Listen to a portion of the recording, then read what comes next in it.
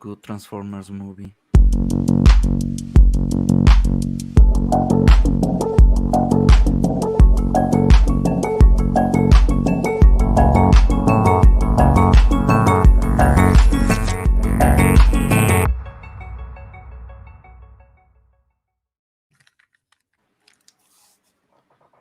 Español.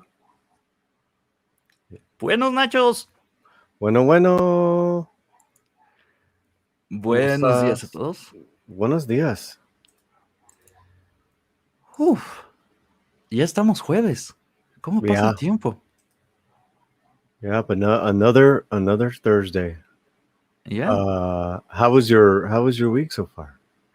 Really nice actually. I have been doing the thing that I told you, the economical aid. Also, I have been bummed out by all the things that have been coming from Hollywood. I saw Black Widow, I saw Loki. So I started seeing something that is really heroic to kind of get back into feeling well.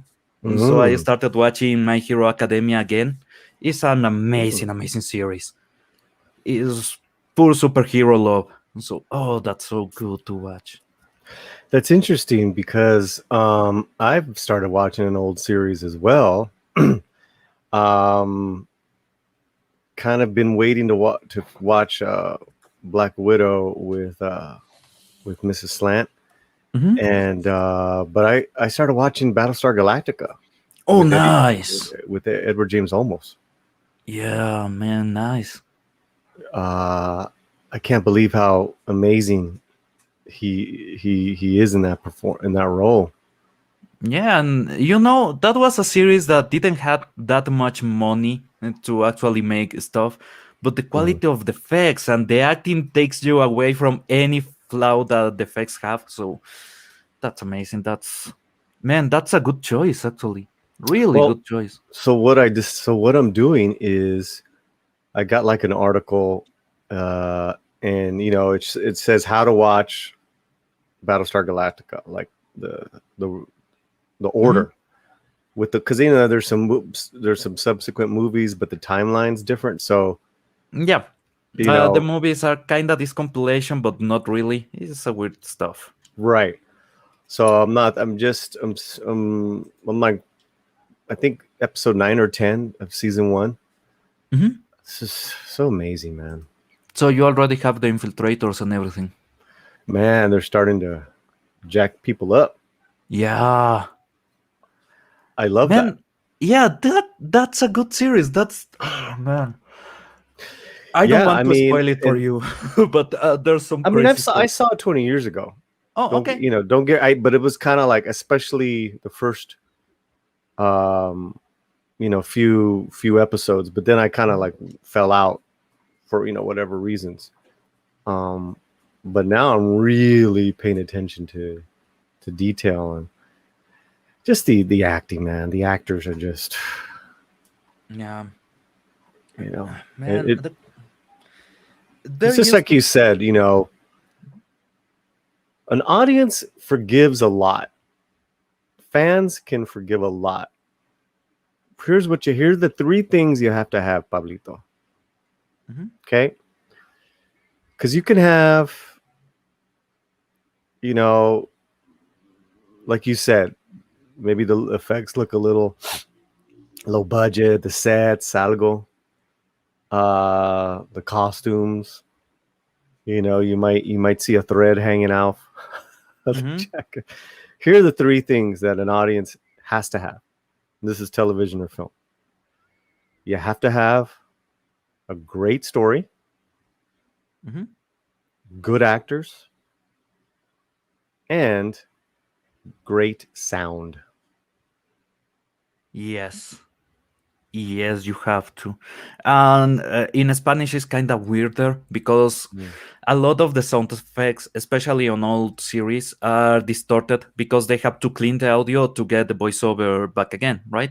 So when you have that, the quality of the voice acting has to be on the pair of the acting on screen. If not, you feel that disconnection. And I have been there a lot of times where the voices don't match really the character or don't really fit into the scene. And the series die. No matter how good it is on English, it just falls flat. So that's something that was impressive too about Battlestar Galactica on the Spanish translation. It was really good. It was crazy good. Well, that's, I'm glad you brought that up, because we are Minutes Edge Español. And it kind of goes both ways, where it's like, I tell people, if they're watching something in Spanish, don't watch it dubbed. Because if the sound quality in Spanish is great, you really want to feel the energy and connect with the actors, with their speaking voices. But if the dubbing is great, then that's a plus, because you got to have great sound. An audience we forgive a lot. It's like, we understand it's low budget, or we understand you can only make a movie you're shooting a movie in and around a house. You're shooting a movie about baseball, but we never see the fans. We get it. But if there's a kick-ass story, good acting, and we can hear you, that's all we need. Exactamente. Voy a ir solamente un segundo en español para hablar un poco de esto. El hecho, y no sé, aquellos que hayan pasado por lo mismo que yo, de ver estas series en televisión, la actuación de voz normalmente es la que te mantiene conectado a la serie. Pueden tener excelentes efectos, pero si es que no suena bien o no se sienten las emociones, no se expresa de la manera adecuada los sentimientos, te sacan de la experiencia, te sacan de la historia. Que es, por ejemplo, lo que me pasó. Hay una serie de Tremors que es buena, o sea, si es que la ves, es bastante buena, pero la actuación de voz en la última temporada era tan mala que dejé de ver la serie. Y por fin había los graboids caminantes y todo. Era interesante ver eso. Otra que me desconectó un poco fue Jericho. Jericho también tuvo un problema serio con la actuación de voz en algunos de los personajes y perdí el interés. Pero los 4400, por ejemplo, no podía dejar de ver esa serie y sabía que incluso había algunos errores de traducción, lo sentía por cosas que estaban en texto en pantalla, pero no me importaba, ¿no? O cosas como en Star Wars, porque yo siempre digo que Star Wars es prácticamente un lenguaje universal. Tal vez no todos los que han visto Star Wars reconozcan a Edward J. No, Edward J. Olmos, estoy fumado. Se me fue el nombre. Hey, bien. Bueno, la voz de Darth Vader. The voice of James Earl Jones. James Earl Jones. I was mixing him with Edward James. And anyway. Well, because they look exactly alike. Oh yeah, no. The names are kind of similar. You're canceling yourself. Yeah, I know. But en español, nosotros no escuchábamos esa voz de Darth Vader, nosotros teníamos nuestra propia voz de Darth Vader, y aún así Darth Vader es universal. Personajes así son universales. Esa conexión solamente se genera a través de mantenerte interesado, de mantenerte en la pantalla, de mantenerte viendo.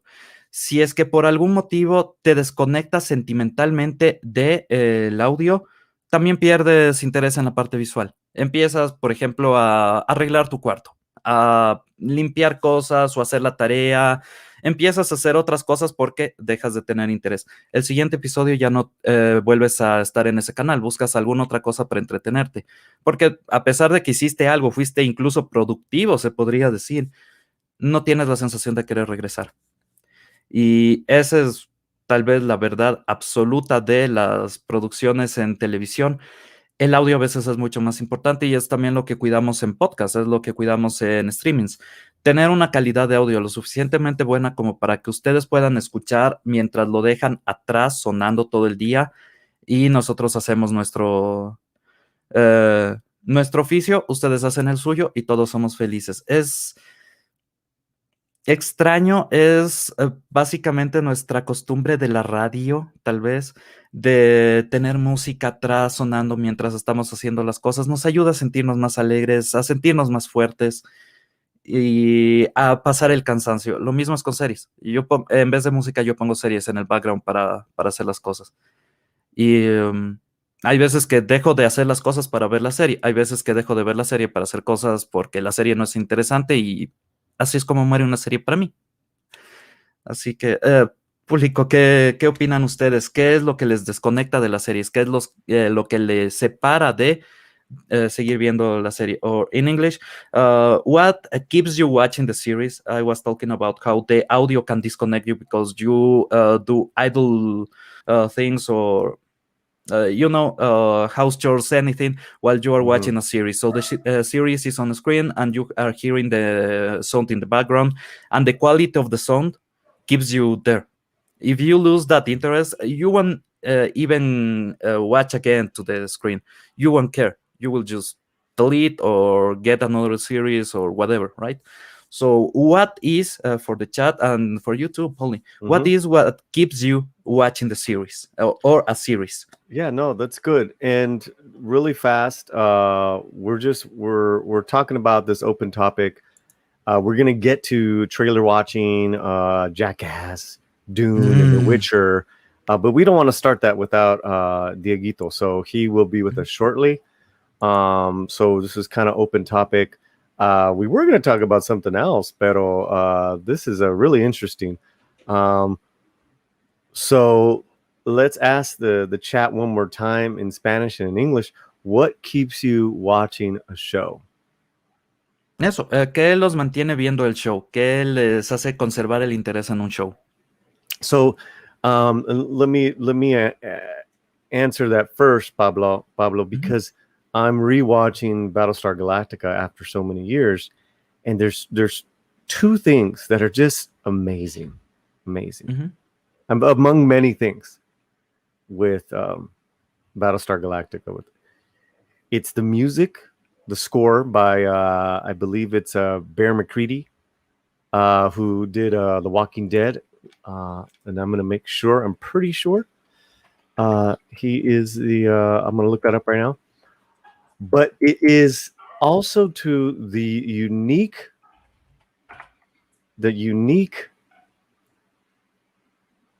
ability of the directors, of the writers, of the unique ability to create tension in silence. Because when some of these characters, it's very rare that these characters are screaming at each other. They're most into, especially Adama and the president, when they're going after each other, when they're disagreeing. Yeah. There's a lot behind their their silence. And then también, when Eddie speaks, he's always playing against what you think what would go. It's just simply fucking master acting. So that's my answers. No, Usted? I get you. Para mí, lo que me mantiene normalmente es primero calidad de voz. Segundo, guión. Porque normalmente las series las veo en la parte de atrás, así que es básicamente como escuchar un audiolibro.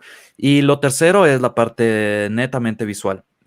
Por ejemplo, en anime yo estoy acostumbrado a que algunas voces de personajes masculinos sean hechos por mujeres. Es básicamente lo más común. Por ejemplo, para mí Goku, la versión en español suena como un hombre, pero la versión en japonés, perdón, suena como una mujer porque es una mujer la que hace la voz. Eso es algo que ya me he acostumbrado a tener ese tono alto en los timbres de voz y todo. Entonces también lo que espero un poco es tener una historia que me mantenga ahí. Y la fuerza, la energía, la vibrancia que ponen en la actuación también es súper importante para mí, especialmente por la cantidad de animación que veo en la animación. Incluso si es que eres un excelente animador, no puedes llevar todas las emociones a pantalla. Es prácticamente imposible. Pero si es que a eso le sumas la voz, le sumas el tono, le sumas la energía, cambia completamente. Entonces, por ejemplo, amo ver anime a pesar de que ninguna de las voces es perfecta, porque la calidad de actuación, la energía que ponen en sus personajes es superior a incluso muchos idiomas, especialmente ahora al español, porque lastimosamente nuestros actores de voz no son tan buenos, pero es eso. No sé por qué ahora se han olvidado tanto. Estoy viendo de nuevo la serie de He-Man. Y hay un personaje que tiene, una personaje femenina que aparece en el episodio 16, que tiene una voz angelical, súper dulce, súper suave. Tal vez casi no combina con el cuerpo, pero me encanta escucharla. ¿Ok? Si es que son fans de My Little Pony, la voz de Fluttershy bastante dentro de ese rango. Y es increíble cómo automáticamente escucho su voz y podría escuchar esto todo el día. Me quita el cansancio, me quita esa sensación de tedio, de aburrimiento. Automáticamente hay voces que hacen eso. Hay voces que enamoran. Scarlett Johansson, por ejemplo, en Her. Dieguito. Hola, ¿qué me perdí? Estábamos hablando de lo importante que es el audio en producciones, lo importante que son las voces en producciones y qué es lo que te mantiene viendo las series.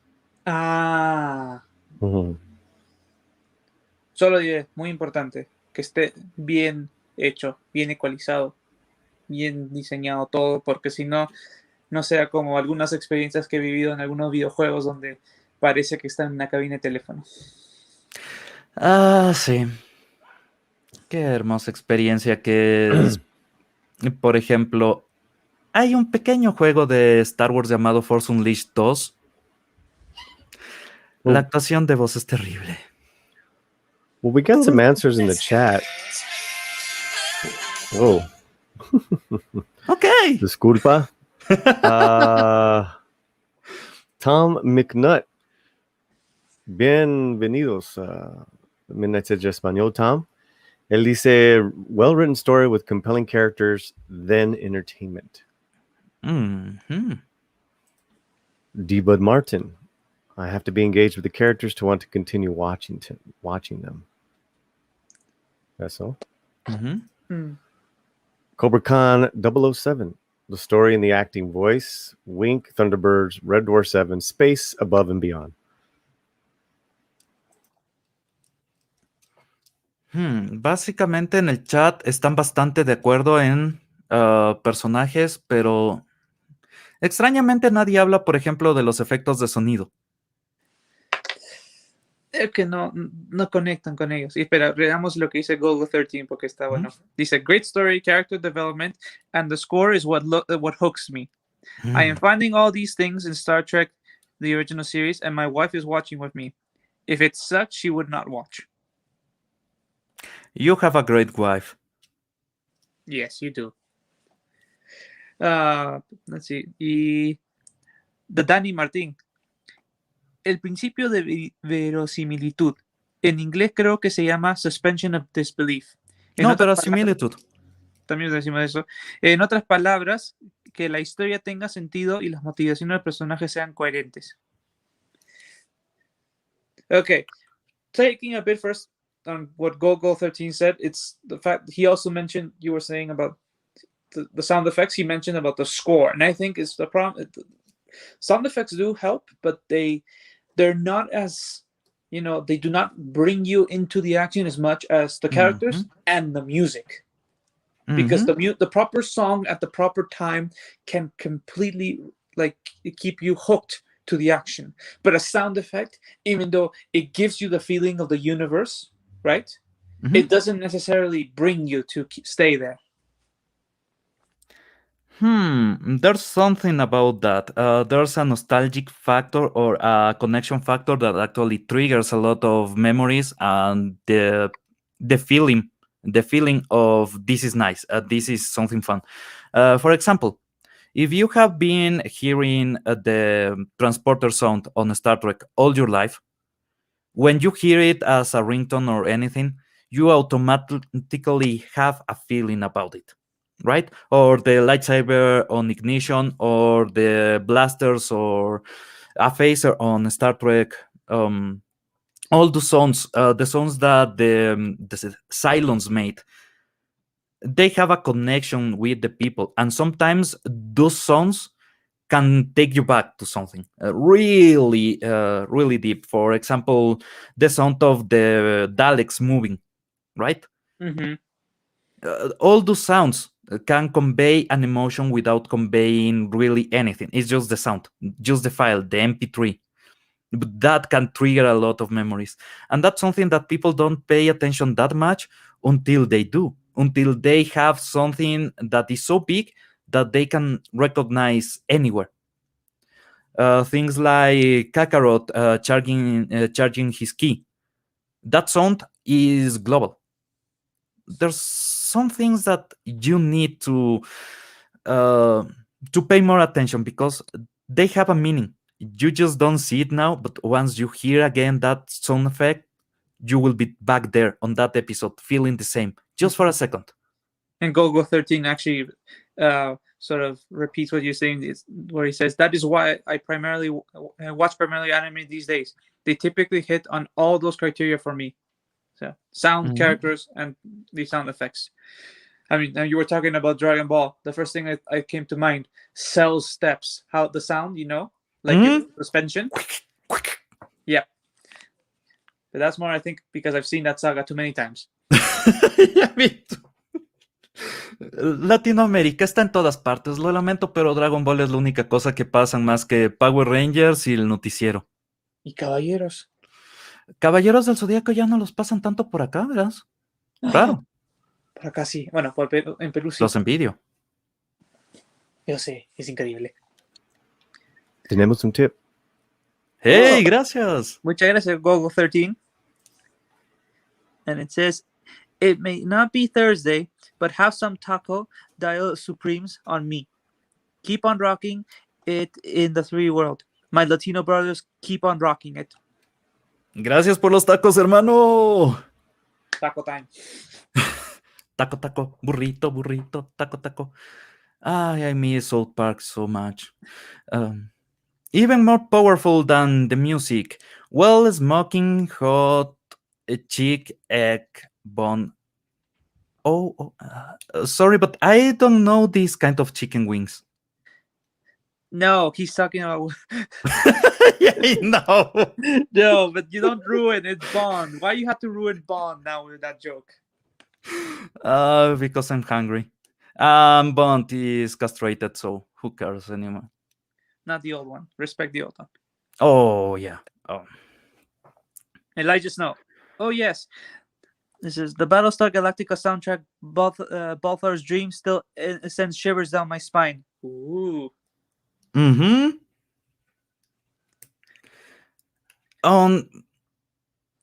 For example, let's say the blaster sound, right? Or the saber ignition sound.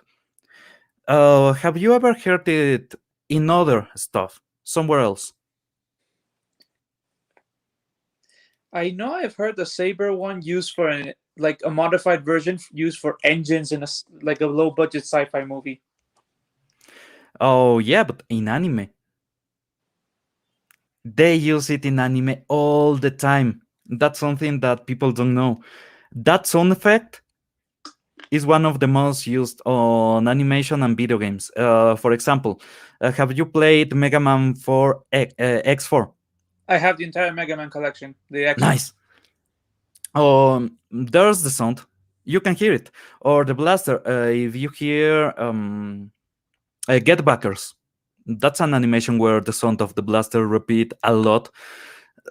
That thing, that small portion of audio, can travel a lot and can become a meme on itself.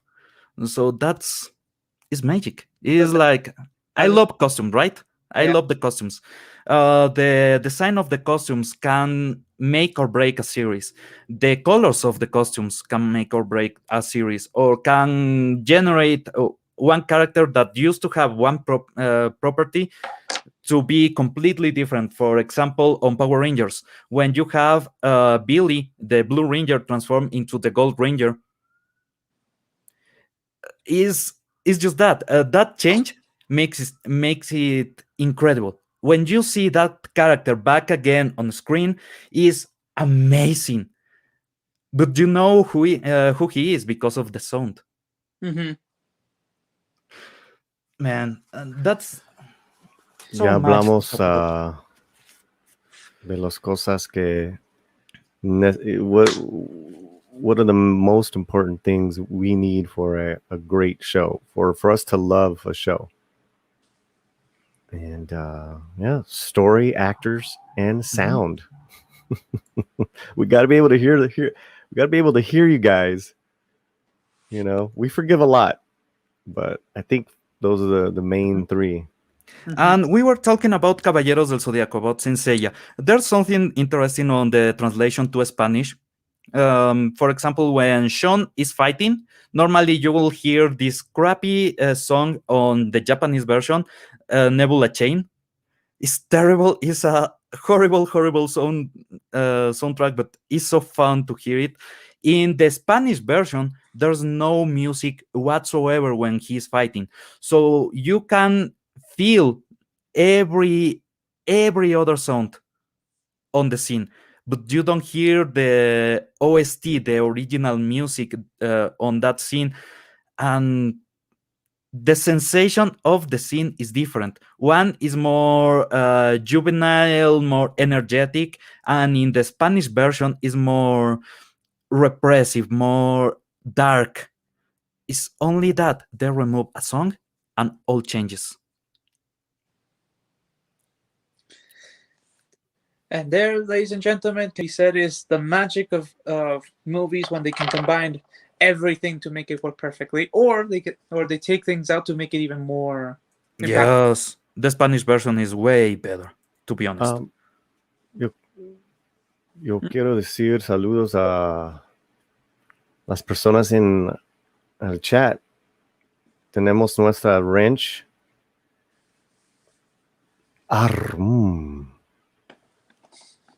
And she was on the show the other day with us. Yeah, that was fun. Incredible. Muchísimas gracias por estar por aquí, la verdad. Anytime. Yeah. También tenemos Rick, Lucy, Eric Runge Madsen, hola. Hermano Elijah Snow. Y Scott, the Sporky News Podcast. Hey! What's up, hermanito? Y el mero, pachanguero. Stephen Allen, how are you?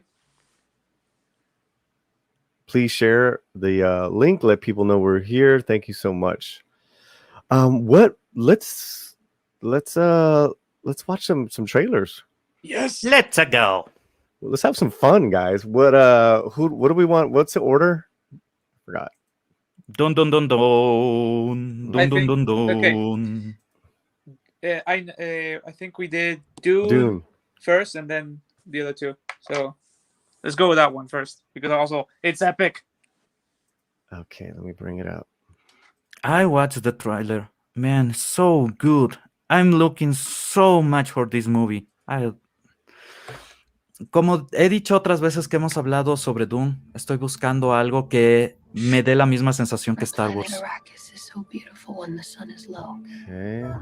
Whoa. My God. Sorry, guys. Tal vez deberíamos hablar un poco por la música. No solamente por eso. Pero sí, quiero que vean más de la imagen del tráiler para que se den cuenta por qué lo digo. Pero esto me recuerda más a Lawrence de Arabia y otras épicas que a las películas más normalonas que tenemos ahora. Pero es que también es así, estos libros eran su propia épica. Tengo que leerlos, hermano. Tengo que leerlos. ¿Listos? Sí. Yes, go. Solo estamos hablando para que no nos caiga el copyright demon. Mama Susan don't like us at all. My planet Arrakis is so beautiful when the hecho- sun is low. Miren, Rolling over the sand, look at it. you can see spice in the air. Dude. Right? Just look at Dude. the design. Like, Jesus Right? Christ. That transition, just that transition is perfect. I mean, Yeah. and bringing a bit back to what you were talking about before, this is why we say also like music is so important with Mhm. the moments and also what's happening on screen, Mhm. because the moment that this thing came in is do do do, and it went from a very like we're in the middle of a meadow to now we're Yeah, epic. you have this crescendo just on that moment, and they go back again to a piccolo. Just in this 5 seconds. 5 seconds. Right? And listen, this is a trailer. But what I'm getting is that this is what they had hoped for, the emotional and visual connection. This is what they wanted for Rey in Star Wars, Mhm. right? But I mean, this so far. I mean, this is I'm already hooked. All right. The outsiders ravage our lands in front of our eyes.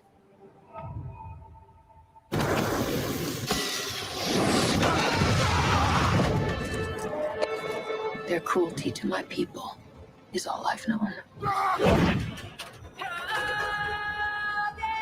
What's to become of our world? Yeah.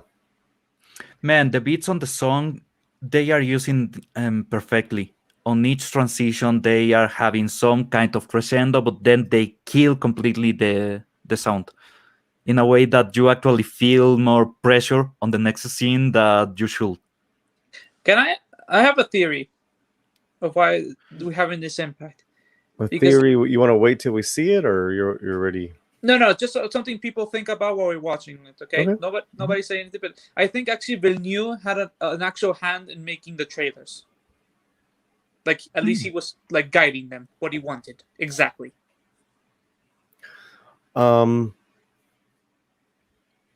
What's interesting is how they opened it up.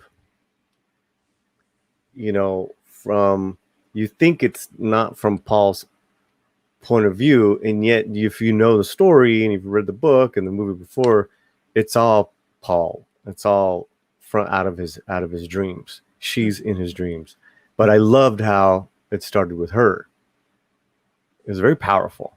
Mm-hmm. Okay. Yeah. I noticed that too. Uso. But maybe they're,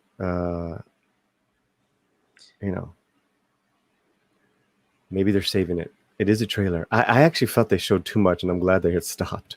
But here we go. And Jesus, don't worry about autocorrect. I have had some really interesting experiences there.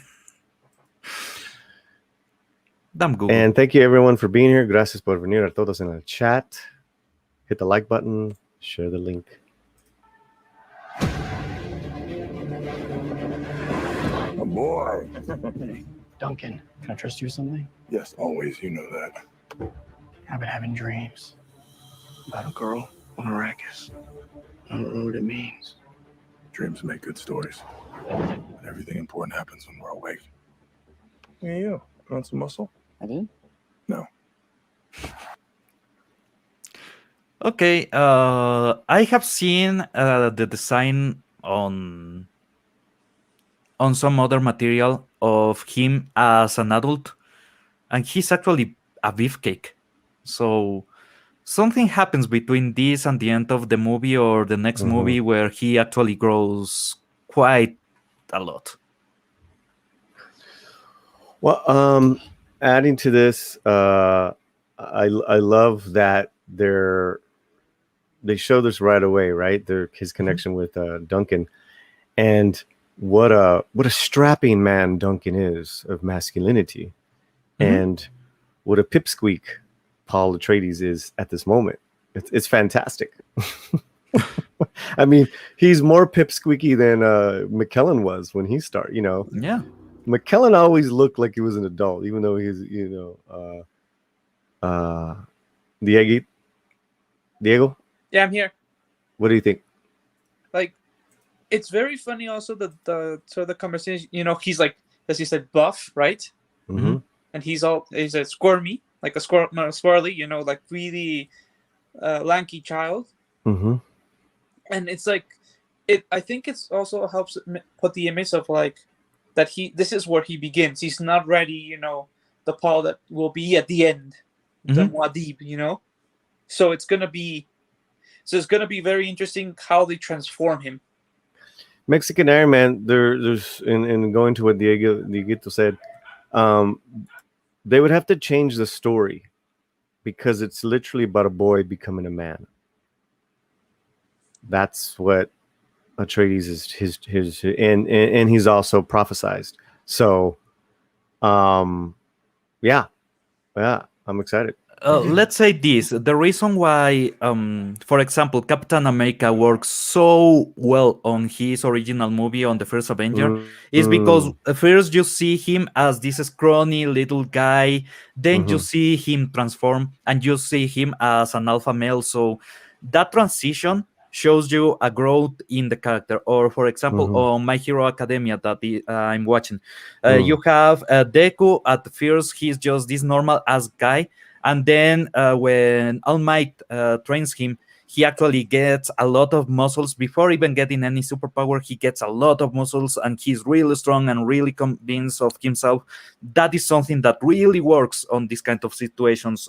So seeing him as a scrawny guy, I don't really care if you have a payoff in the end or in the next movie. As I have seen the signs of this character on other media, and in the next event of the series, he is really big. So, okay. We are House Atreides. There is no call we do not answer. Okay, I'm sorry. That's it? I mean, I just love Oscar Isaacs, bro. He looks good with a beard. Answer. Yep. There is no faith that we betray. Okay, so right there we've seen Oscar Isaac, Rebecca Ferguson, and Josh Brolin. Josh is playing his name.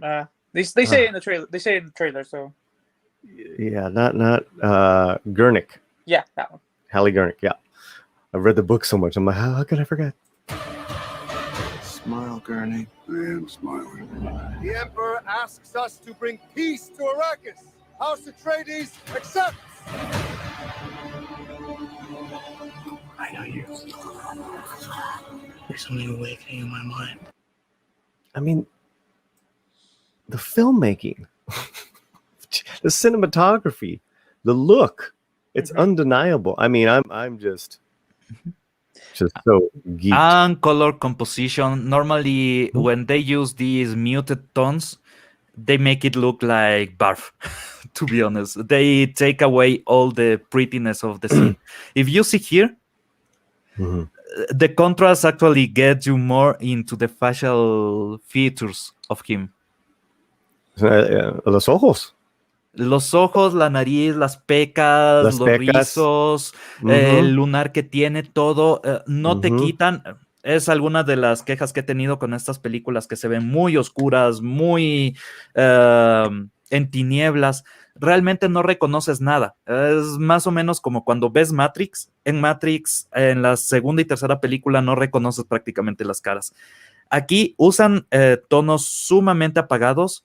Están dentro de una escala de sepias y aún así puedes ver en el rostro todo.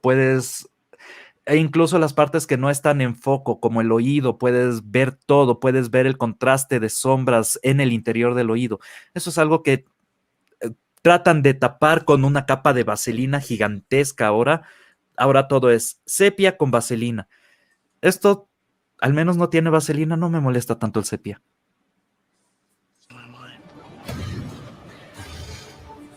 You need to face your fears. Come with me. You need to be ready. We've never met Harkness before. They're not human, they're brutal. Dukes. Resaltan mucho los colores, por ejemplo, cuando usan sangre o cuando usan algún acercamiento a sus ojos. Cuando supongo están usando Spice, cuando sus ojos brillan azul, ¿verdad, Diego? Sí, es un efecto secundario de Spice Melange. Ajá, pero puedes ver el contraste porque esos colores son vibrantes, son extremadamente vivos y el resto está muteado, así que es casi como la sensación en Sin City de ver la sangre o de ver el color rojo. Me gusta. Duke's son sees too much. This is why Dune killed them all. God in heaven. Get everything with guns off the ground! Go! This is an extermination. They're picking my family off one by one. Let's fight like demons. Oh, nice. Mamá sabe cómo hacer su personaje general.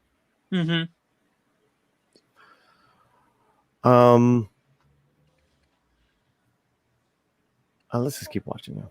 Yeah. Dad, what if I'm not the future of House Atreides? I'll watch it just for this scene, man. Roll it back. The fact that this scene is in here says a lot. Not the future of House Atreides. A great man doesn't seek to lead. He's called to it. But if your answer is no, you'll still be the only thing I ever needed you to be. My son. If anything happens, will you protect Paul? With my life.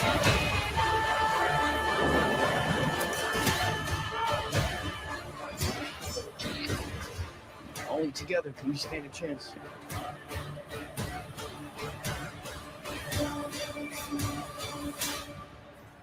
Yeah. Woof.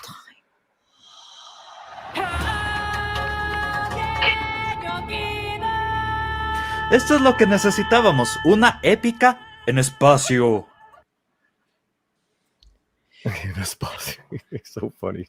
Ok, Pablo, hay un nombre para eso. Ópera espacial. No estoy seguro si esto va a ser... Ok, hay algo sobre las óperas espaciales que es el drama. No estoy seguro si es que el drama va a estar ahí todo el tiempo. Si siguen Dune, habrá drama. Ok, entonces sí podrías considerarlo una ópera. Sigue siendo... No sé cómo explicártelo, pero si es que has visto Ben-Hur, si es que has visto Lawrence of Arabia, es esa sensación de una épica. No se sienten tanto como una ópera, no es tanto esa sensación, es más como un cuento que te aplasta. Cuando lo estás viendo se siente demasiado grande para ti en la pantalla. Así. Y el hecho es de que la forma de escribir de Frank Herbert era así. O sea, si tú lees el libro, es así. De esa forma. Pero también es una ópera porque el hecho de, a pesar de la forma como él describe, la forma que él describe la tensión de las personas en los momentos, especialmente en sus libros posteriores, es porque yo llamaría Dune una ópera espacial. Interesante. Ahora, ¿pondrías a Dune, por ejemplo, con un soundtrack de Queen? No, Huh. no. No importa lo que quieras, Queen nunca podría encajar con Dune. Porque, Muy interesante. porque a pesar de que hay momentos donde las canciones de Queen podrían funcionar, no conectan. Entonces hay algo mucho más a fondo que simplemente emociones en una base lírica. Ajá. Porque piensa así. Herbert, como él escribe, no, así, está escribiendo en prosa, pero hay momentos donde parece que estuviese escribiendo como un poema. Entiendo, entonces no usa la misma estructura que utilizarías, por ejemplo, en un soneto. No. Mm, Esa es la gran diferencia. Si es que tú, por ejemplo, lees el script original de Star Wars, me recuerda bastante un soneto. Uh-huh. The Lord of the Rings. The Lord of the Rings es completamente otro animal en escritura. Tolkien era tan bueno. Uh-huh. Incluso en la traducción al español, si es que, por ejemplo, lees el Silmarillion, cuando está describiendo la creación de Ilúvatar, cuando está creando Arda básicamente en la canción, y luego sus hijos son los que bajan al mundo a tratar de volver a hacer todo lo que escucharon en la canción. La manera en la que explica todo es simplemente como si es que estuvieses leyendo un pasaje de la Biblia o si es que estuvieses leyendo una épica estilo Gilgamesh. Uh-huh. Es esa la sensación. Entonces, es diferente, por ejemplo, cuando lees algo de Tom Clancy. Cuando lees algo de Tom Clancy es súper energético, súper llamativo, pero no tiene ningún contexto atrás, no se siente lleno. Esto se siente, en cambio, como que un orador debería empezar a decir esto en un tono mucho más solemne, mucho más serio. Pequeñas cosas. Sí, y Dune es más que nada eso. O sea, tú cuando lo lees, y después lo decimos en inglés para que Paulie también diga lo que ha leído, cuando lees Dune, tú no tienes esta idea, aun cuando hablan la parte de los combates, ¿no? Más apropiado sería si lo estás contando como una forma de una saga vikinga que como un, ¿entiendes? Que es por sí solo una forma de escribir más poética que prosa, que de simplemente hacerlo como una forma de decir la acción y narrarla de forma rápida y activa. Es como que hay un nivel de detalle que Herbert siempre le puso en su prosa. ¿Mantenía la métrica de la Ilíada? Nunca lo he puesto en prueba. Necesitaría ponerlo a prueba para estar seguro. Sabes que tiene una métrica matemática para Sí, la sí. composición de los versos. Si es que tiene eso, por ejemplo, automáticamente ya me dijiste es un excelente escritor. Ni siquiera necesito saber si la historia es buena. Usa métrica de ese estilo, es una persona que ha estudiado lo suficiente escritura. No, ponlo. Tendrías que ponerlo, creo que. Es que creo que Herbert, el problema es que él tiene una forma muy única, ¿ya? Ok. Porque Herbert toma mucha influencia en cosas como el Corán, también toma el budismo, toma del cristianismo al crear su universo. Y entonces también toma la forma de cómo toman esas sagas. Creo que hasta usó los Vedas para inspirarse en parte de la mitología y parte de los personajes y todo de su mundo, si no me equivoco. Entonces se nota que él ha tomado su tiempo de leer esos textos, la forma como estaban escritos, ¿ya? Y un poco plasmar eso cuando él describe las cosas. Ahora de verdad necesito leer esos libros. Claro, un poco pasemos al inglés para que también Paul nos diga si él siente lo mismo, ¿no? Okay, what we were talking about is the fact of how from the trailer, we have this idea that, like, about this being an epic. And we're talking about classical epics, you know, like the Iliad or the Odyssey, where it has this way of telling. And I was telling Pablo that the fact that this is, like, for me, I would call it a space opera, because there's these moments of tension within the novel or the books. But at the same time, again, it is on its own. You could put it as an epic of its times. It's a modern epic, almost. How Frank Herbert would write it, how you would actually read it. It's not just simply you read the action as is. You sort of have a flow with his words when how he described the scene, how he described the emotions of people, the emotions they were having at the moment, their expressions. It was a very heavy way of writing that has this very epic form. Very reminiscent of I was other making the question if it's something like, for example, Tolkien. Tolkien has this specific way of telling things, and I was talking about on the Silmarillion where Ilúvatar creates the world on this song, and the way everything is expressed there is just so mesmerizing, so incredible.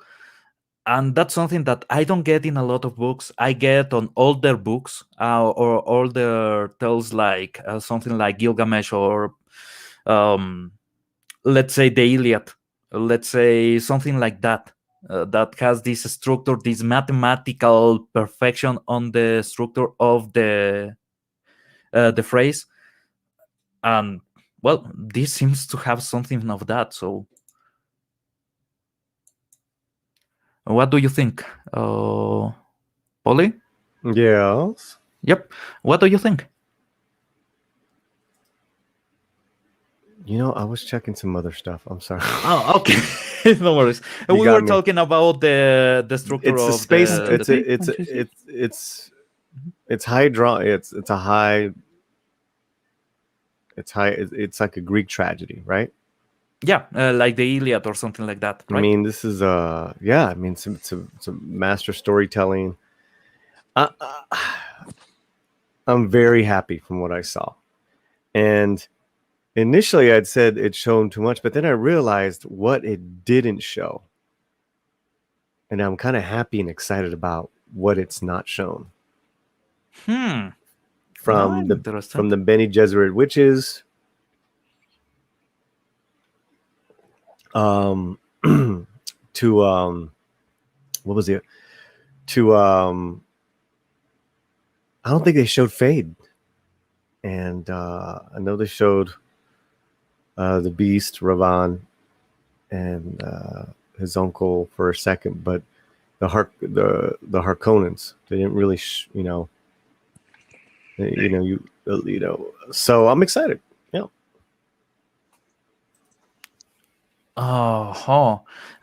This is the thing. I have not really seen much of Dune.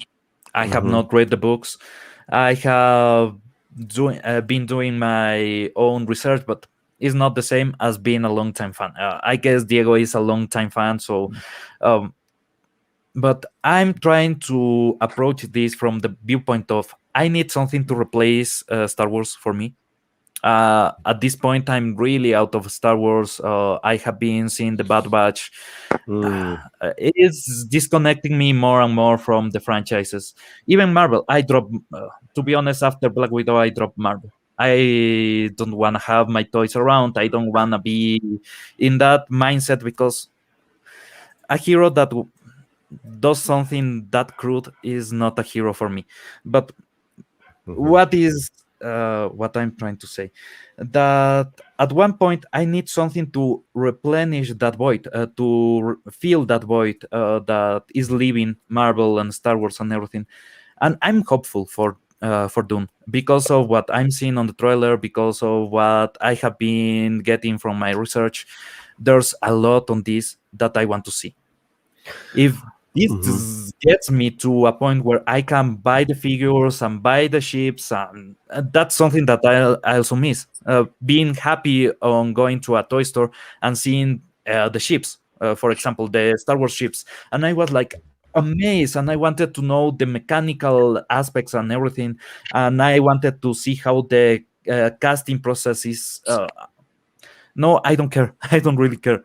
I see these generic as Star Wars toys. But if I see something that grabs me like that on the perch on the store, to think I want this ship or I want this toy, I want this character back in my shelf, that I need. All right. So in the chat, what do you think? Let's go scale of 1 to 4. 1 a 4. 4 es mejor. how excited are you after watching Dune trailer? Let's rate your Dune trailer excitement because we have 2 more trailers to get through. Mm-hmm. Let's put up numbers right now. Tell me your number, Diego. It's I would put it a 4. Pablito. 4. 4. Really? Okay. Well, they're starting to come in. Omar Santiago 2. ¿Qué pasó, Omar? he must be like, holding back his enthusiasm. He don't like sand. He scores and gets everywhere. Ay, Dios. Eric, 4. This is el mejor trailer by far. Steven Otten, 3.5. 4. Logo, 4. Let's hope it's not a bait and switch. Oh my God. Don't even. Don't No, even. please don't. Please don't. Don't even. Don't ruin this. No. You know what? None of that in the logo, love you. But between now and the end of this, we are not having any negativity. Let's just enjoy the pinche trailers. Also, but hear me out. This is why I have my theory that actually Villeneuve had a direct hand on the trailers. He's an amazing filmmaker. Exactly, because this trailer is not just even though there could be a trailer company that knows what they're doing, right? But this is that's the eye of a cinematographer, of a filmmaker. I think also too. Remember how distraught he was when Blade Runner 2049 didn't catch on like he thought it would. He's invested. He's got something to prove, big time. And we're not talking about, and I'll throw some negativity here, Logo, because I love you, brother. Villeneuve is not a J.J. Abrams, or other way around. So what we're seeing is high art. This is a film. This isn't a hack or a product. Or product. Thank you. I wonder what Scorsese will think about that. But anyway, he doesn't. He doesn't think that anything is art nowadays. So. JS 4. Nice. Eric 4, but I'm weary. Rick 4, cautiously. Rick, okay. I dig Paulie. Yeah, you know what? If I'm not, I will literally go nuts, and not just with our pop culture, but like with my interactions with amigos and the things that I got to deal with. I have to just be positive, take it case by case. But I get ahead of myself. Anything else you guys want to say before I bring on the next trailer? Bring it. Bring it back. Bring it back. Bring it back to me. Bring it back. Bring it back. Bring it back. Bring it back. Bring it back to me. Got a little house in the morning. Little house music. Is it Paulie? You're warming up for tomorrow. Tomorrow night. Karaoke Geeks.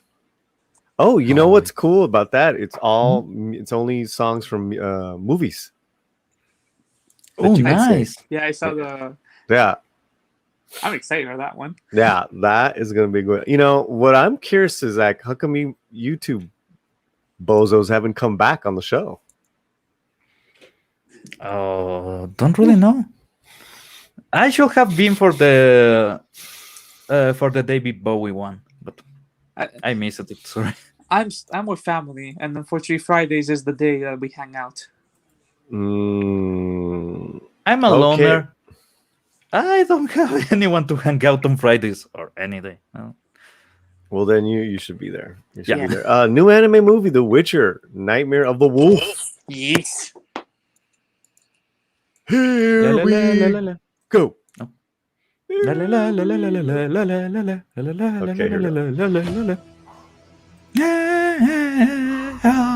are rogues with Tell me when you want me to stop. Okay. Yeah. Pablito, you take the lead on this one. Ok. No arruinen a Geralt de Rivia. Witches are rogues without virtue. True Okay. diabolical creatures.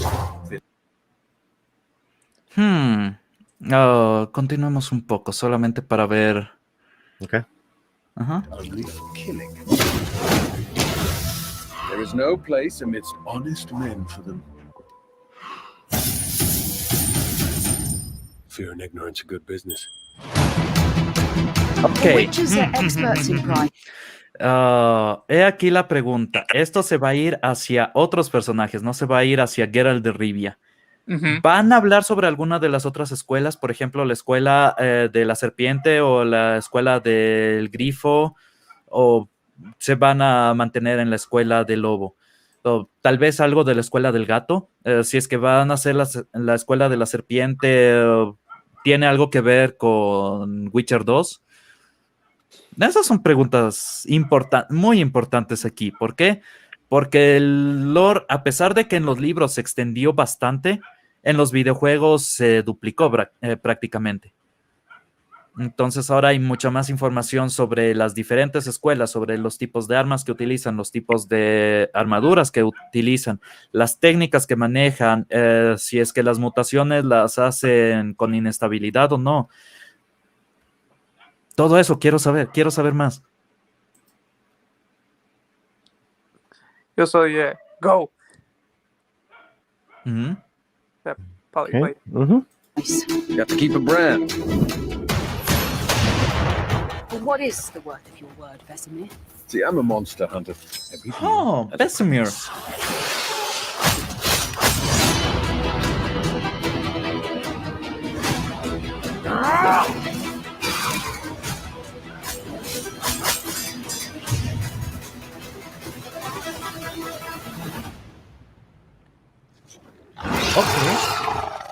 Friend of Ok, así que esta va a ser la historia de Vesemir, el maestro de Geralt.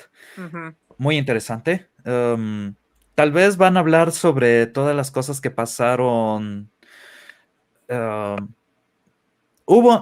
quiero spoilerear el juego, pero si es que han jugado el DLC, saben que hay una relación entre Vesemir y una mujer que ayuda a Geralt hace mucho tiempo, y hablan sobre algunas confrontaciones interesantes, incluyendo con un dragón. Así que van a irse a eso.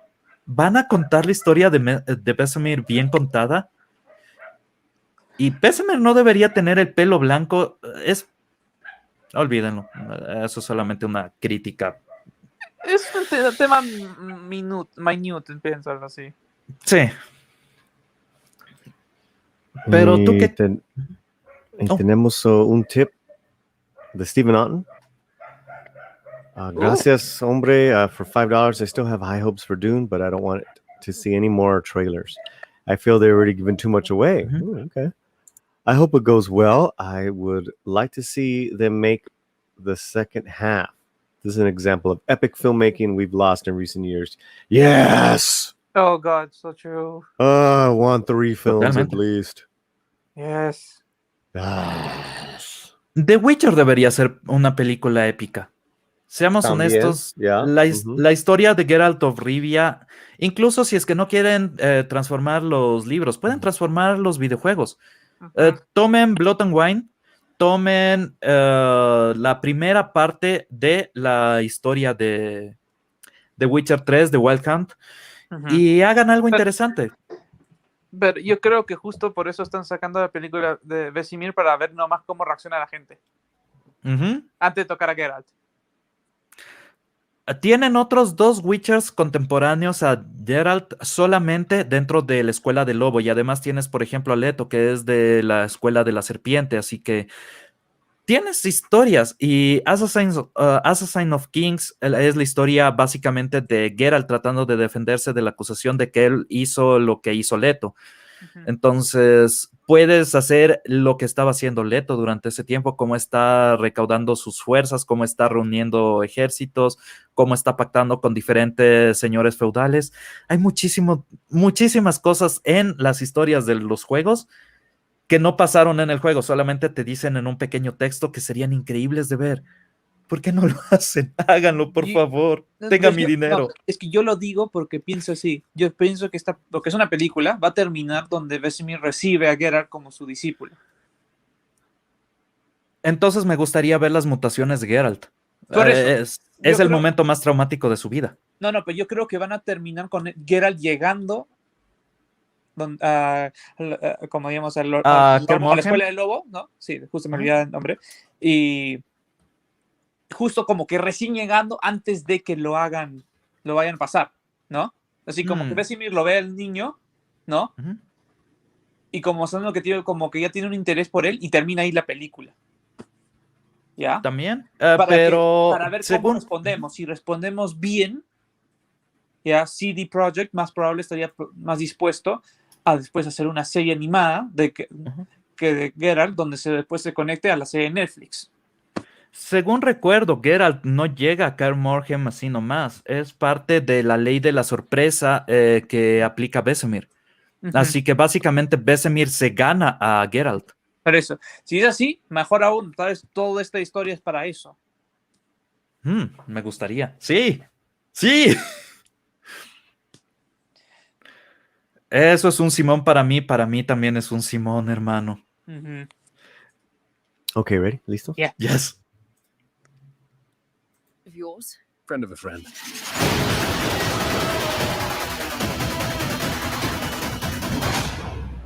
Ok, ahí está el dragón. Y ahí está el Lich. Parece que sí van a adaptar esa parte de la historia. Ajá. Did I see leech chichis? Yep. Yes. It was Lich Chichis. Is not a necromancer, is a necromamacita. I mean, not to be, I'm just double checking. This is what we do here on the channel. Yep. This is importante. Necromamacita. Oh wait, well, maybe we shouldn't keep. Okay, has anybody else? I have to look this up, but at least from the animation style, I think it's the same people who did Castlevania. Doesn't think. Se ve mucho mejor que Castlevania. It looks really, really better than Castlevania. The last season the animation was not so great, and the third season, the story was not so great. So let's hope not. Let's hope there's better people here. But I'm just saying, because of the animation style, I feel it might be. Maybe that's why it sucked, because they were working on this. Oh, interesante. O sea, agarraron a las personas que valían la pena, las cambiaron de Castlevania a Witcher. Tendría sentido. Porque piénsalo así, Witcher tuvo un impacto enorme para Netflix en popularidad. Sí. Entonces, obviamente, especialmente con la noticia de que Netflix ha perdido como casi 500,000 de suscriptores en Estados Unidos, ¿ya? ¿Qué mejor manera que traer una película animada como al estilo de Castlevania, de The Witcher? Otra serie, Castlevania fue otra serie popular para Netflix, ¿no? Que se conecte a una serie, digamos, de Geralt cuando recién viene a la escuela, ¿no? Y que después avance su vida hasta que llegue el punto donde comienza la serie de live action con Henry Cavill. Ok, que lo hagan antes de arruinar la serie con la segunda temporada. Esto debería salir antes de la segunda temporada. Si la gente que está interesada va a ver. Sí, pero por eso hay que esperar de todo, ¿ya? No sé, tal vez tienen un plan, tal vez están viendo que puta, la segunda temporada es un problema y para salvarla. JS, vamos a conseguir una camiseta de Necromamacita. ¿Qué he hecho, por Dios? Has hecho un meme. He hecho un meme. I mean, come on, Necromamacita. Tenemos una noviecita, una Wisa para Mexican Iron Man ahora, finalmente. Mexican Iron Man Y Necro Mamacita. Es la nueva Lupita para el Mexican Iron Man. Necro Mamacita. Lo peor es que hay mujeres a las que sí les dicen liche de apodo, así que de apodo a la necromamacita, la liche. Maldita sea. Okay, so for me, I'm I'm a pretty much a fan of the TV show. Not like I haven't read the books or play the games. But this looks cool. Like, I'm not like geeked about it, but I'll definitely see it. So I will say this. I have the day one version of the PS4 game of The Witcher 3. I have the complete edition of The Witcher 3 game with all the extras of the day one edition because I got them from a day one edition that I gave to someone. I have the game on digital on PC and on PS4. And by the way, my PC cannot run the game. I just have it. Why am I not surprised? all I will say is I have played the first, the second, and the third game to its completion, including like every single quest, every single side quest, every single piece of gear I could do. I got it. Completé todo el DLC de Witcher 3, incluyendo Wine and Blood. Completo todo, todos los DLCs, todas las misiones, todo. De Assassins of Kings, igual. De Witcher 1 todavía estoy en el proceso porque es un juego bastante arcaico, pero lo tengo en 3 plataformas diferentes, así que algún día lo terminaré completo. Hay un montón de cosas extra que tienes que sacar. Y como es un juego lineal, el sacarlo tienes que hacer en cada uno de los eventos, porque si no pierdes la oportunidad. Así que algunas de las cosas especiales todavía tengo que conseguirlas. En Witcher 3, en cambio, complete todas las armaduras, todo. El juego está al 100%. Basically, in summary, for all those who are listening to us who are massive Witcher nerds, that's why we're excited for it. Sí. Y es la historia de Vesemir con una mujer que le rompió el corazón y ahora con una necromamacita, así que va a ser interesante.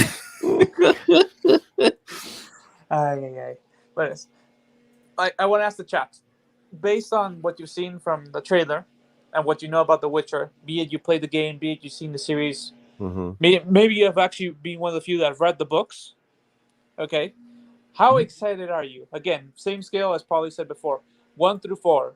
1 being not excited at all, 4 being really excited. Y en español, del 1 al 4, ¿qué tan interesados están en esto, en esta producción? Y bueno, Paulie.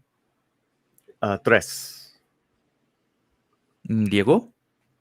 3.75. 3 solamente porque es Netflix. Lo que están haciendo a He-Man, por cierto, Rip Orco, uno de los mejores personajes que había, pero Rip Orco, Ripman at Arms, maldita sea, por eso es que ya no puedo confiar en Netflix, porque cada vez que están haciendo algo interesante la cagan. ¿Qué pasó, hermanos? ¿Qué pasó? Tómense una horchatita, un cafecito, agarren energía y vuelvan a hacer cosas buenas. Sí podían. Pablo, por favor, anda a tu esquina y llora. Déjalo salir. Pero sí, un 3 solamente porque es Netflix. Ok. Vamos a ver the chat.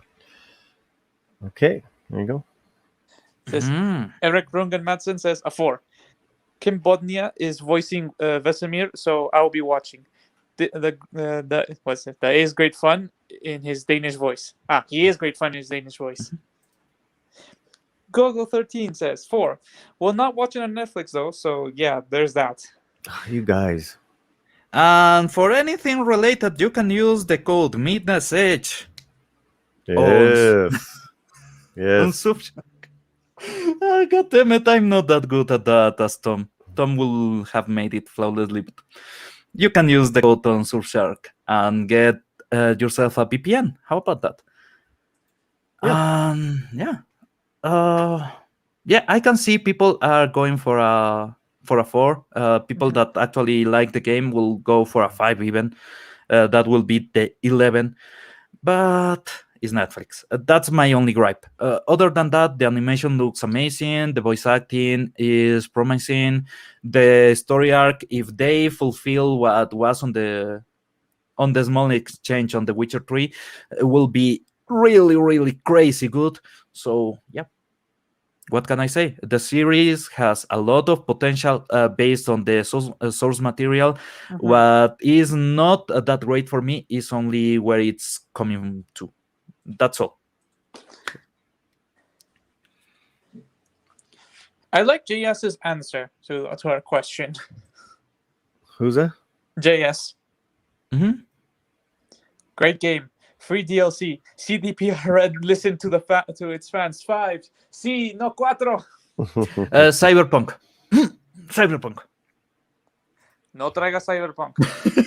No insultes a mi mamita. No solo eso. Cyberpunk, al menos para mí, fue un buen juego porque fue en PC. Ok. PC Master Race. Yes. Pero ya, regresando al tema de Witcher, o sea, de lo que vemos de las personas que han comentado, sí tienen nivel de emoción, porque no he visto hasta ahora un 1 o 2. Entonces, creo que esta serie sí tiene potencial, bueno, no serie, es una película, tiene potencial a tener impacto al menos. Entonces, eso es bueno. Hay que ver qué lleva todo esto, si nos lleva una serie de Geralt volviéndose un Witcher, o simplemente nos lleva a hacer una serie de películas como una serie de esas que son standalone movies de otros personajes del universo o otros incidentes en el universo de Witcher. ¿Quién sabe? Aunque sería interesante, una especie de antología de películas. Sí, incluso pueden hacer... El problema es que ya adaptaron un poco del evento por el que Geralt se hace conocer cuando se gana el sobrenombre de Butcher of... Sí. No es Blabaking. Me olvidé la ciudad en la que hace la masacre. Tiene un nombre raro. Sí, no es Blabaking. Blabaking es después.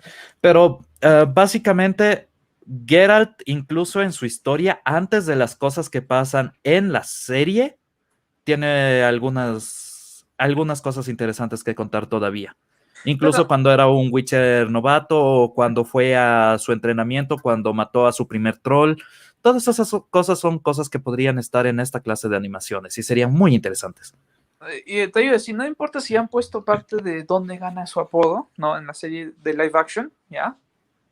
Porque si algo nos ha enseñado cuántas veces han matado a los Waynes en pantalla, de que puedes hacer el mismo evento y la gente aún lo va a ver.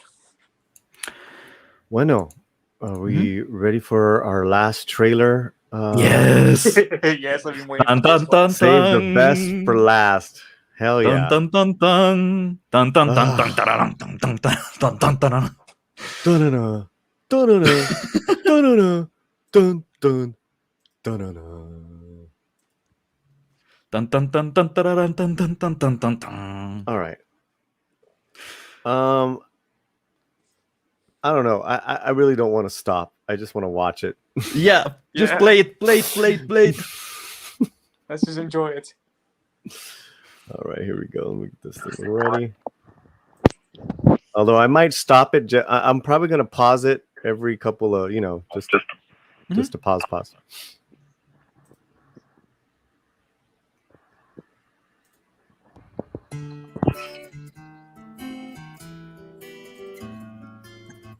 We'll meet again. Don't know where, don't know when, but I know we'll meet again some sunny day. Ah. Hello, I'm Johnny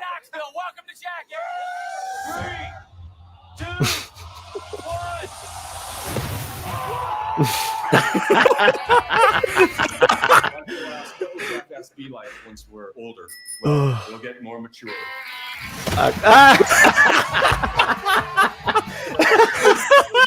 The faster the other guy's hand goes back. You said it wasn't gonna feel like anything. Concussions aren't great, but as long as you have them before you're 50, Oh my god. it's cool. And not until it's 49. So we're good. Oh my god.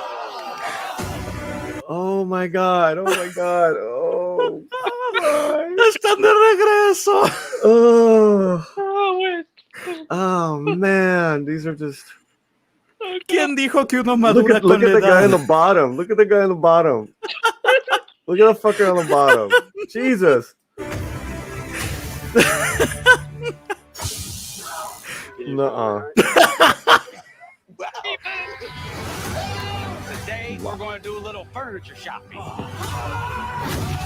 I've been watching Jackass since I was 12 years old. Wow. Wow. Wow. Wow. Perfecta pausa. Wow. By the way, we had something that actually has worked with Jackass before in this show, so... I was trying to get him back on here.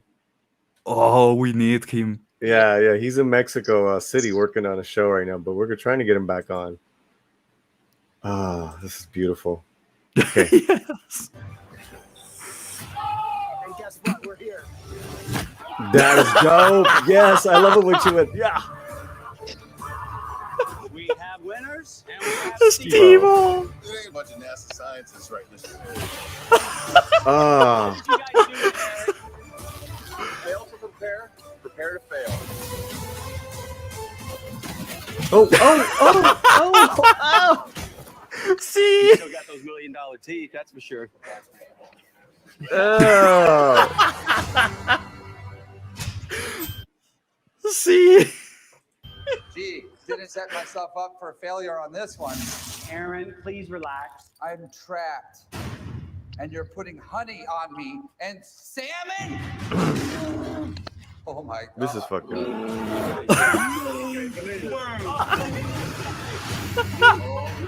Only in theaters.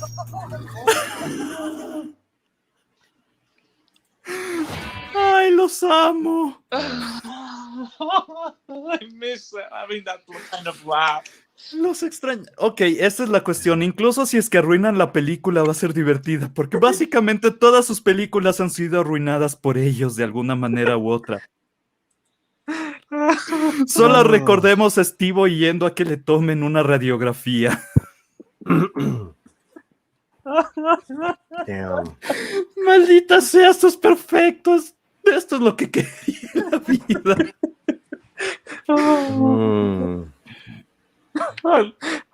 I love the part where there's at least you still have your $1 million teeth, and then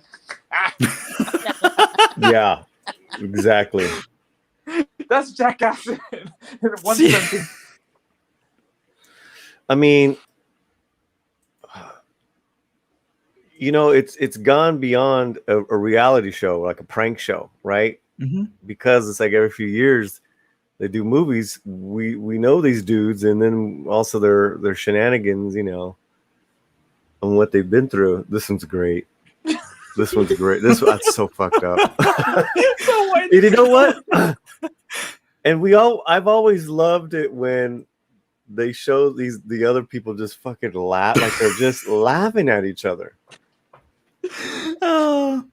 Laughing at each other, man. Yo llegué a Jackass. It's so wrong. It's so wrong, right? Because it's like, you know. Sabía de la existencia del show en MTV cuando empezó a salir, pero realmente no vi el show hasta cuando no empecé a jugar los juegos de Tony Hawk Pro Skater en PlayStation 1 en esa época. Estamos hablando de que soy viejo. Y justo hacían algunas referencias a Jackass, entonces está en MTV. ¿Por qué no lo veo? Luego tenía que salir corriendo de la escuela para llegar a ver Jackass. Johnny Knoxville es tal vez una de las personas más estúpidas que conozco en televisión y es genial. Cada vez que se le ocurre alguna mala idea se vuelve tan entretenido. ¿Cómo esta? Estamos hablando de un sujeto que estuvo rodeado de cocodrilos con pollo crudo en sus calzoncillos, colgando sobre los cocodrilos. ¿Por qué no? Ha tenido alto voltaje en los testículos, ha tenido más contusiones de las que podríamos contar. Es Johnny Knoxville, es... He is a true American hero. Yep, he is the real action man. Yes. Oh God. It's like I thought I was gonna see it and not get a chuckle, not get this kind of laugh, right? Because I feel like I've seen the entire series, I've seen the movies, I thought I've seen everything, right? Mm-hmm. And then the Wile E. Coyote moment happened.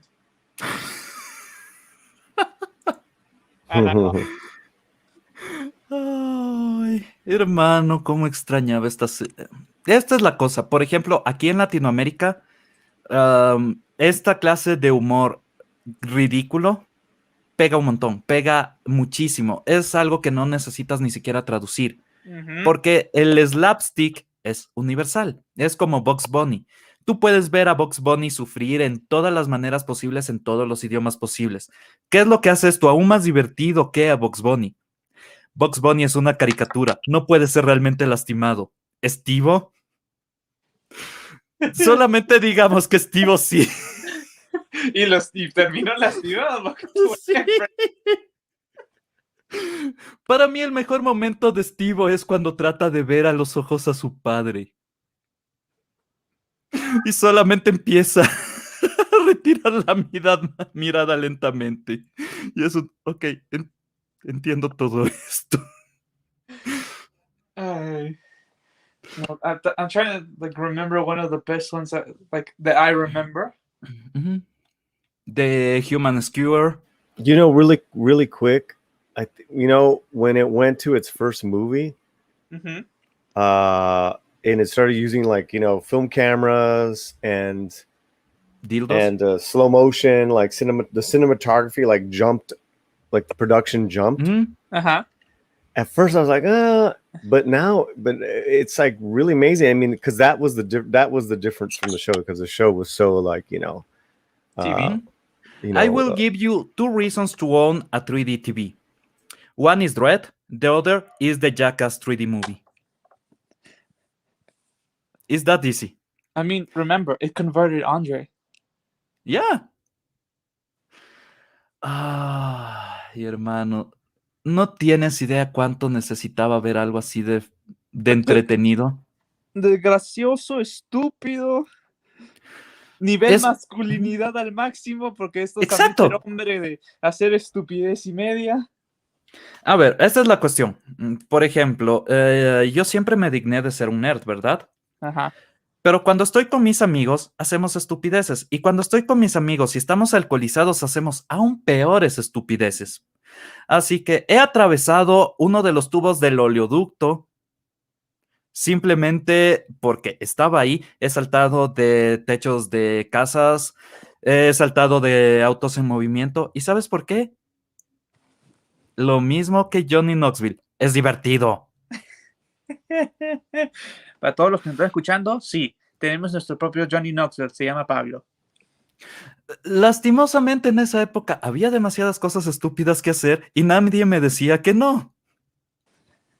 Y es por eso que no puedo caminar decentemente con la pierna derecha. Estaba bajando, en mi casa hay una empinada gigantesca.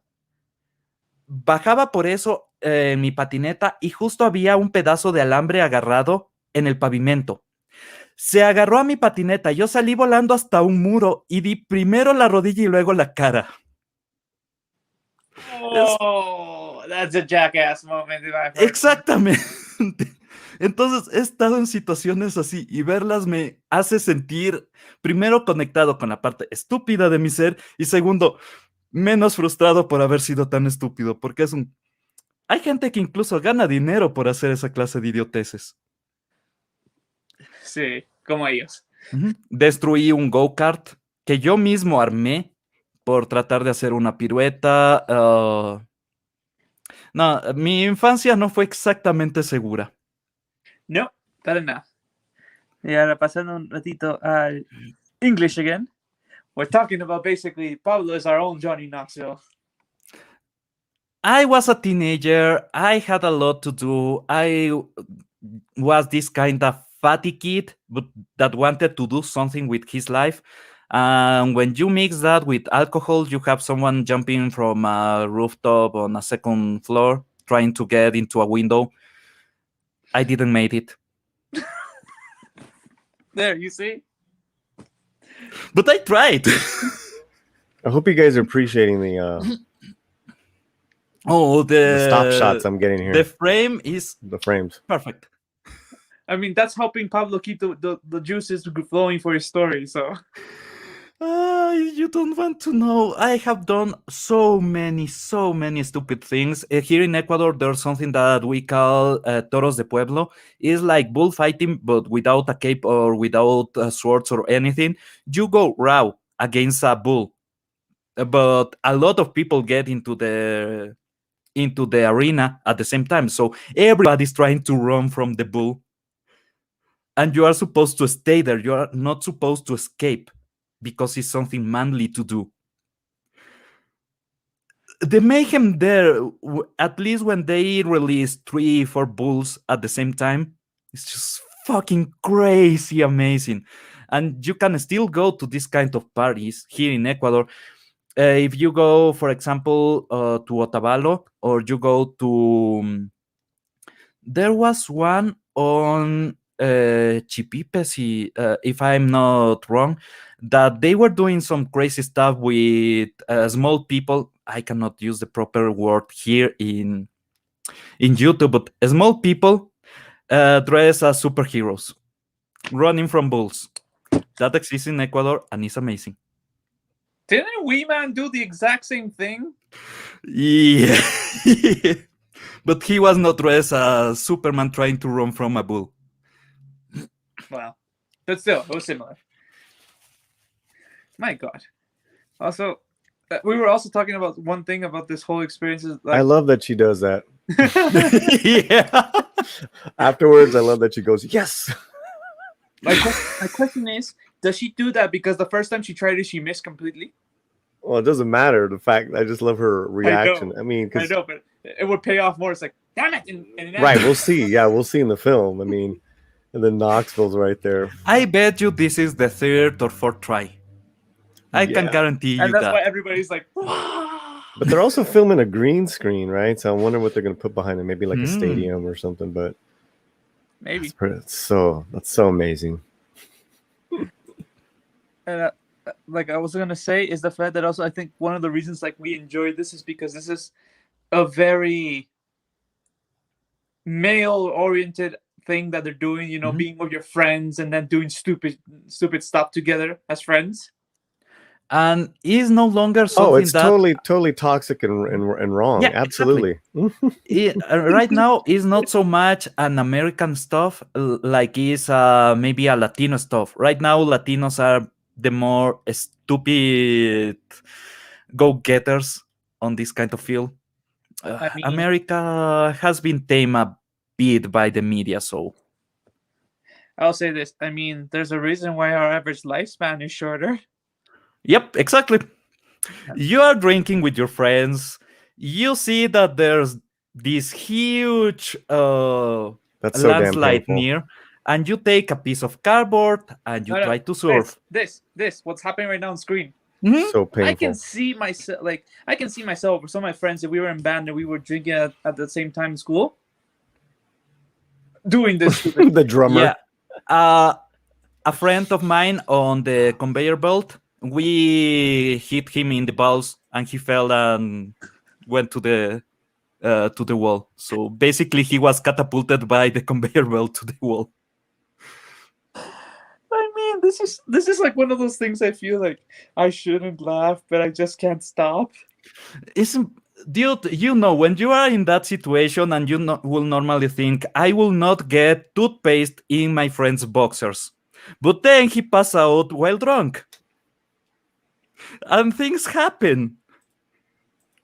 No, the best one. I do not know how that cream pie got into your hand. Oh no, we played with electricity, so I was gonna end it. All I know is it had a firecracker. Okay.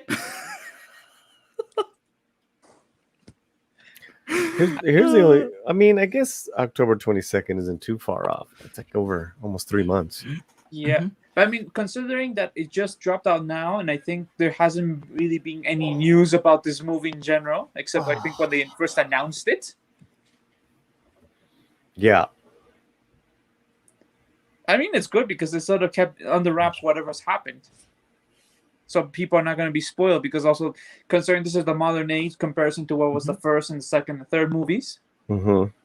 Now it's easier that people could leak what is going to happen in the movie, you know?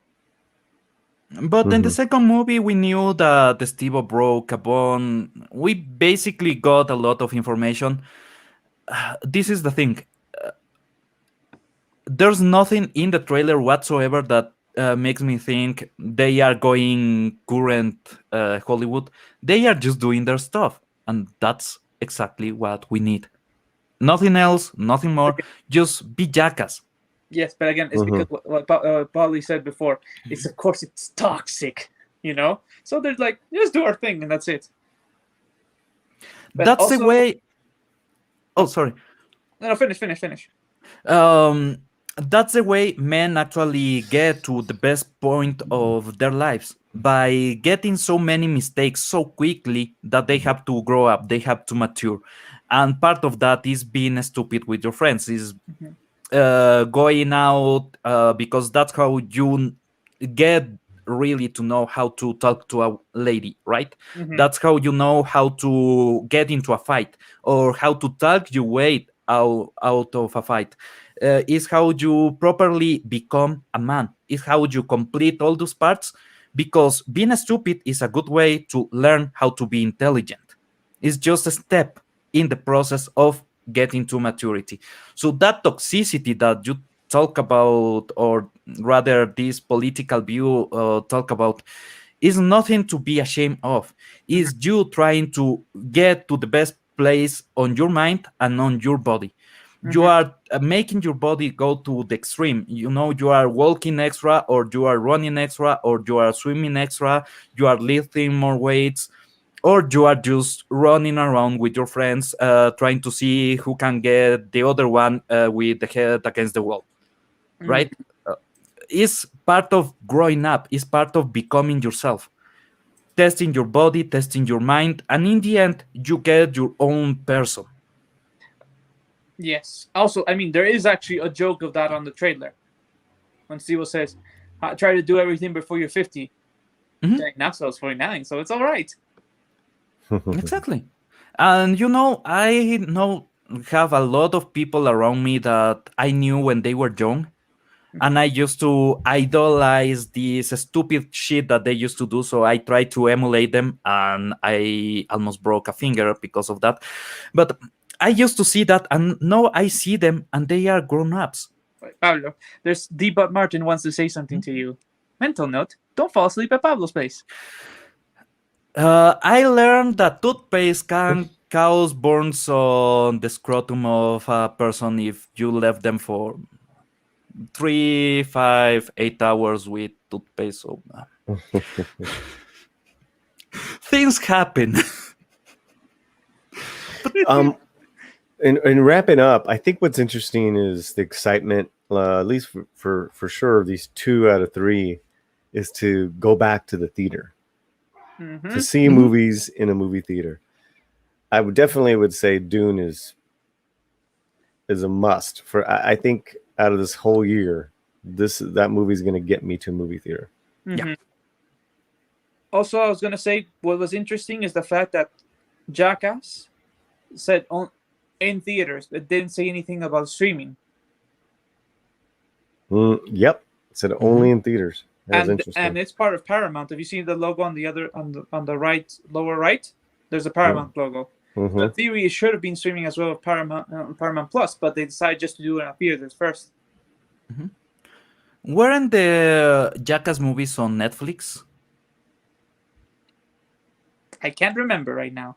I saw at least 2 of them on Netflix. That But- much I know, but I don't know if the No, whole 3. but that might be rights thing, you know, Okay. because So maybe the like the TV, let's call it like the rights to transmit it in Ecuador. Mhm. Netflix purchased them because they were up for purchase, and also it might have been the time when Paramount didn't have its own streaming service. okay, so maybe they are back on Paramount. Maybe, don't know. We gotta wait and see. But I mean, it's as Paulie was saying, it's like it's interesting because at least it seems like, especially after what happened with Dune and how they like when they were Warner announcing that they would put it on the platform HBO Max, and how they reacted, and especially Paramount. It's like the fact that Paramount has decided, to go, we're going full theater. I think it's showing that they understand that, for example, Godzilla and Mortal Kombat were not flukes. Mm-hmm. So no, Godzilla showed the intention for moviegoers to actually start going back to the theaters, and Mortal Kombat showed that you can do a terrible movie and still earn a lot of money. So it wasn't terrible. It was just meh. The fatalities were great. The fatalities were really great, but the main superpower of the hero of the story is growing a thick skin. Yeah, I know, but that's why I say it's more meh. It's because there's entertainment. Because it was bad, it would, when you say a movie is bad, it's because there's nothing really salvageable about it, unless it's so bad it's good, kind of thing. But I mean, Mortal Kombat was that. But I mean, Mortal Kombat was entertaining enough that some people we know actually really liked it. Other people said meh, and also the fact that people did go and see that movie in theaters. That's more what I'm saying. That's why I don't feel it's bad. It's more of a meh. It's entertainment. It's a popcorn film. It's one that you go with the family. You turn off your brain and you just enjoy the ride while you popcorn with the family outside. Yeah, let's take little 5-year-old Sally to watch Mortal Kombat. That will be nice. Wait. Dude, I saw Alien the Eighth Passenger when I was 3. Yeah, I kind of saw a lot of crazy stuff that age too. So that's there's no excuse there.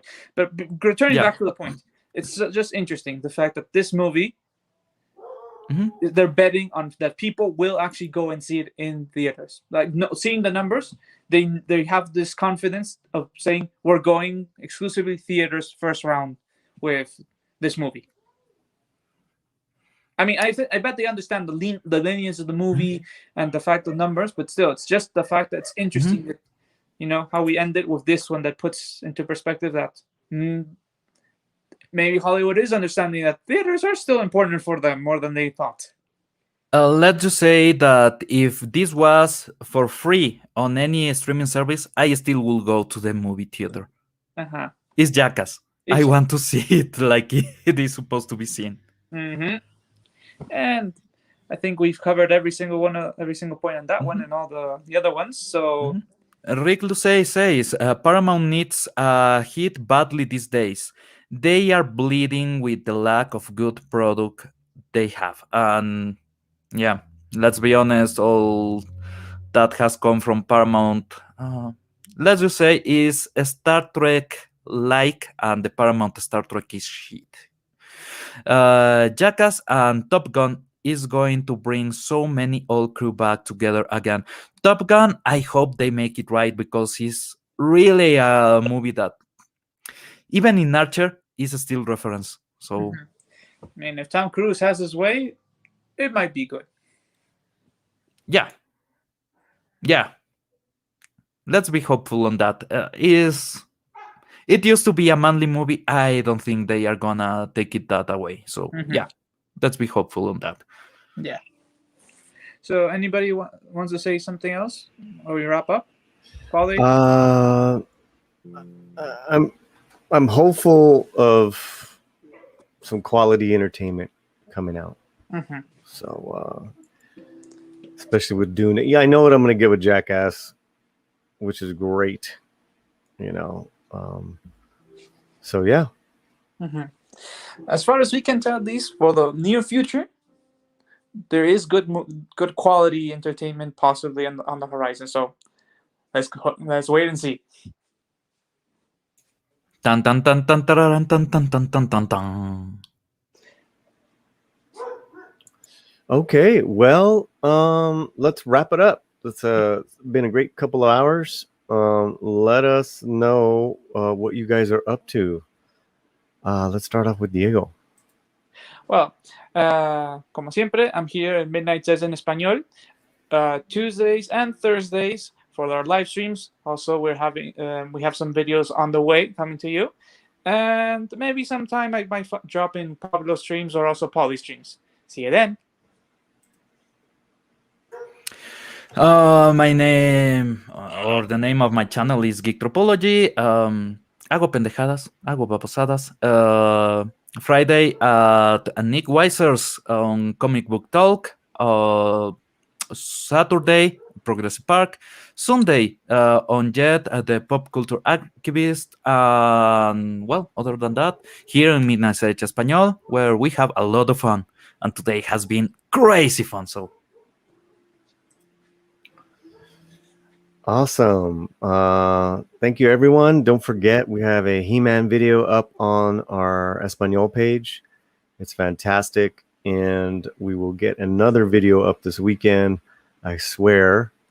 The boys talk about Namor and the casting of Tenoch Huerta. And for myself, I just put up a video with Cameron Pasha on the casting of Batgirl. All this craziness going on. I love it. Tomorrow night on the Latino Slant Karaoke Geeks. Come on over. Let's have some fun. And we'll see you all soon. Thank you to everyone. Muchísimas gracias. Chat has been wonderful. Muchas gracias, hermanos. Nos vemos.